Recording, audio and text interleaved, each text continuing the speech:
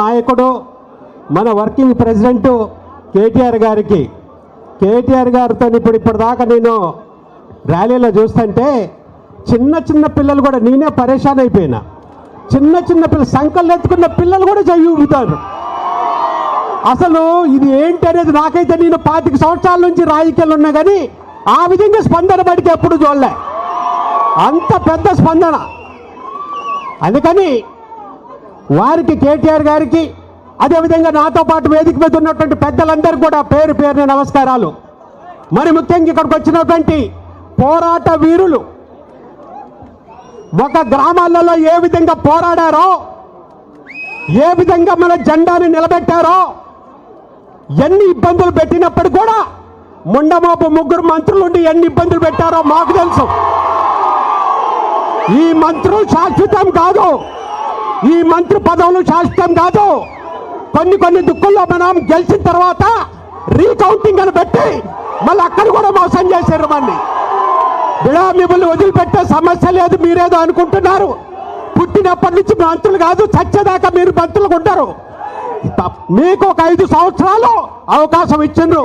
ఆ 5 సంవత్సరాలు కూడా లేనిపోని అబద్ధాల వల్ల మీకు అవకాశం ప్రజలు ఇచ్చారు. కానీ మీరు ఎట్టి పరిస్థితులు కూడా మీరు ఉండే పరిస్థితి లేదు.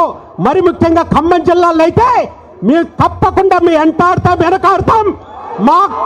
మా యొక్క కార్యకర్తల్ని ఇబ్బంది పెట్టినటువంటి ప్రతి ఒక్కళ్ళని కూడా వదిలిపెట్టే సమస్య లేనే లేదు. మీ అందరికీ నేను కోరుకుంటున్న ఒకటే, ఇవాళ నిజంగా కనుక గ్రామాల అభివృద్ధి జరిగినాయి అంటే, అసలు గ్రామాలకి గుర్తింపు వచ్చిందంటే దానికి మన నాయకుడు కేసీఆర్ గారి వల్ల. భారతదేశంలో స్వతంత్రం వచ్చిన తర్వాత ఆ రోజున మహాత్మా గాంధీ గారు ఏ విధంగా అయితే గ్రామ స్వరాజ్యం అన్నారో, అటువంటి గ్రామ స్వరాజ్యం, గ్రామాల్లో ఉన్న ప్రజలు, గ్రామం అభివృద్ధి జరగాల, గ్రామాల్లో ఉన్నటువంటి బడుగు బలహీన వర్గాలు, రైతాంగం అందరూ కూడా బాగుండాలని మన నాయకుడు కేసీఆర్ గారు గ్రామాల్ని బ్రహ్మాండంగా అభివృద్ధి చేసిండు. భారతదేశ చరిత్రలో ఏ గ్రామంలో కూడా ప్రతి గ్రామానికి ట్రాక్టర్, ప్రతి గ్రామానికి ఏ విధంగా డెవలప్ చేసిండో మీకందరికీ తెలుసు. ఇంకా నాకు చాలా మాట్లాడాలి కానీ మన అందరం కూడా మన యువ నాయకుడు మాటలు వినటానికి వచ్చినాం కాబట్టి మిమ్మల్ని అందరినీ నేను కోరుకునేది ఒకటే, ఇవాళ యూరియా సమస్య ముండమోపు మంత్రులు యూరియా కట్టి ఇవ్వలేని వాళ్ళు వీళ్ళందరూ కూడా. అరే నేను పార్లమెంట్ పార్టీ లీడర్గా ఉన్నాను. మనకి 2019-20లో కొద్దిగా యూరియా సమస్య ఉండే సార్. ఆ రోజున కేసీఆర్ గారు మా అందరు కూడా పిలిచిండు. కేసీఆర్ గారు పిలిపించి అరే పార్లమెంట్ నడుతుంది, ఇక్కడ యూరియా కొంత ఉన్నప్పుడు కూడా ముందు చూడకపోతే యూరియా కొరత వచ్చినట్టుంది, మీరు పార్లమెంట్ స్తంభింపజేయమన్నాడు. వెంటనే పార్లమెంట్ స్తంభింపజేసినాం. అప్పుడు ఆ మంత్రి అయ్యా మీకు కావాల్సినంటే యూరియా ఇస్తాను, నా దగ్గర యూరియా ఉంది కానీ రైల్వే వ్యాగన్లు లేవన్నాడు. మళ్ళా రైల్వే వ్యాగన్ల గురించి వెనకాల పడి మన నాయకుడు కేసీఆర్ గారు ముందు చూపు వల్ల ఏ రోజున కూడా రైతాంగానికి ఎలాంటి చిన్న ఇబ్బంది లేదు. అది కరెంటు విషయంలో కానీ, యూరియా విషయంలో కానీ, ధాన్యం విషయంలో కానీ అటువంటి నాయకుడు ఇవాళ మన రైతాంగం అందరం కూడా పార్టీలకు అతీతంగా ఊళ్ళల్లో చాలా ఇబ్బంది పడుతున్నారు.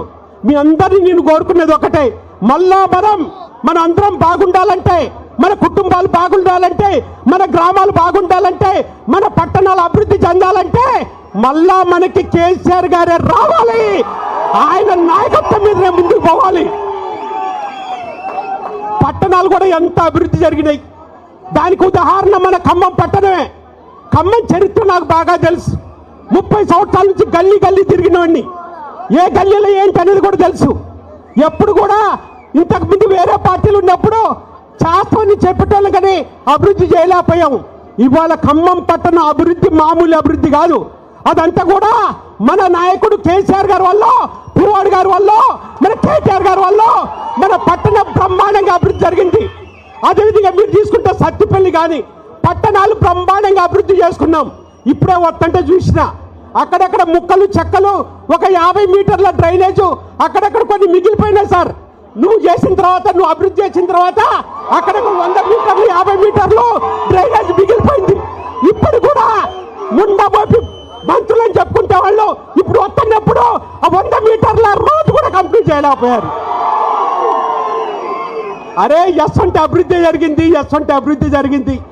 పట్టణాలు కానీ పల్లెలు కానీ అభివృద్ధి చేసి మనం ప్రజల్ని ఎంతో కాపాడాం. అందుకోసం మీ అందరినీ మనస్ఫూర్తిగా కోరుకుంటున్నా. ఇప్పటికి గ్రామాలు పోరాటం చేసిండ్రు, ఇప్పుడు పట్టణాలలో పోరాటం మొదలు పెట్టాలా. ఇక మన కేటీఆర్ గారు వస్తుండని నిన్న మొన్న ఒక 5 పట్టపోయినరు. ఇటువంటి రాజకీయాలలో చాలా చూసినాం. అరే ఖబర్దార్, ఎట్టి పరిస్థితులు కూడా మన అందరం కనుక ఈ విధంగానైతే కూర్చొని ఈ విధంగానైతే మనం ఉన్నామో, మన అందరం కలిసి కట్టి కనుక ఫైట్ చేస్తే మళ్ళా ఉమ్మడి ఖమ్మం జిల్లాలో మళ్ళా మన జెండా ఎగరేయటం ఖాయం. ఆ విధంగా మీరందరూ కూడా కలిసి కట్టుకుండాలని, మన అందరం కూడా కేసీఆర్ గారికి, మన యువ నాయకుడికి సపోర్ట్ ఉండాలని కోరుకుంటూ మీ వద్ద సెలవు తీసుకుంటున్నాను. ధన్యవాదాలు నామానాగేశ్వరరావు గారు. కేటీఆర్ గారు మాట్లాడతారు. చివరిగా మాట్లాడే ముందు మన రాజ్యసభ సభ్యులు మిత్రులు వజ్రరాజు రవిచంద్ర గారిని 2 నిమిషాలు ప్రసంగించవలసిందిగా కోరుతా ఉన్నాం. జై తెలంగాణ, జై తెలంగాణ. చేతులు ఎత్తాలి అందరూ ఒకసారి. జై తెలంగాణ. కేసీఆర్ గారి నాయకత్వం, కేటీఆర్ గారి నాయకత్వం. ఈరోజు సభాధ్యక్షులు పువ్వాడ అజయ్ కుమార్ గారు, మన పార్టీ వర్కింగ్ ప్రెసిడెంట్, తెలంగాణ కాబోయే ముఖ్యమంత్రి కేటీఆర్ గారు, మా అన్న నామా నాగేశ్వరరావు గారు, మాజీ పార్లమెంట్ సభ్యులు వెంకట వీరయ్య గారు, ప్రజాప్రతినిధులు ఉపేందర్ రెడ్డి గారు, మిగతా మిత్రులందరూ పేరు పేరున వేదిక మీద ఉన్నటువంటి మాజీ ఎమ్మెల్యేలు, ముందున్నటువంటి కుటుంబ సభ్యులు, బీఆర్ఎస్ పార్టీ కుటుంబ సభ్యులందరికీ పేరు పేరున చేతులెత్తి నమస్కరిస్తూ, ఈరోజు ఖమ్మం జిల్లాలో 5 నియోజకవర్గాల్లోంచి దాదాపు 140 నుంచి 150 మధ్యలో గెలిచినటువంటి సర్పంచ్లను సన్మానించుకునే కార్యక్రమానికి వస్తుంటే, పాలేరు నాయకన్గూడెం దగ్గర నుంచి మొదలైన యాత్ర, ప్రజాస్పందన, నిజంగా కూడా మనం బీఆర్ఎస్ పార్టీ అధికారంలో ఉన్నామా, కేటీఆర్ గారు ముఖ్యమంత్రి అనేది సందేహం కలక్క మానదు. అంటే అంత అత్యుత్సాహంగా ప్రజల స్పందన విపరీతంగా ఉంది. మరి ఈ రాష్ట్రంలో ఉన్న ప్రభుత్వం, ఇక్కడ ఉన్నటువంటి 3 మంత్రులు, మన నామాగారు అన్నట్టు ఏమి అభివృద్ధి చేసింది లేదు. కేసీఆర్ గారు చేసిన అభివృద్ధికి ఖాళీ కొబ్బరికాయలు కొట్టడం, రిబ్బన్ కట్ చేయడం తప్ప చేసిన ఒక్క కార్యక్రమం కూడా లేదు.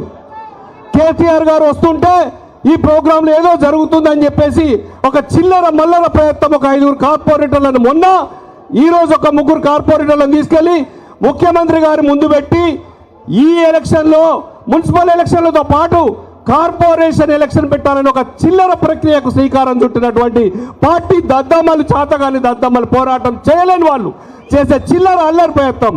బీఆర్ఎస్ పార్టీ కేసీఆర్ గారు 2 పార్లమెంట్ సభ్యులు పెట్టుకొని కూడా తెలంగాణ రాష్ట్రాన్ని సాధించినటువంటి చరిత్ర దమ్మున్నటువంటి నాయకుడి పార్టీది.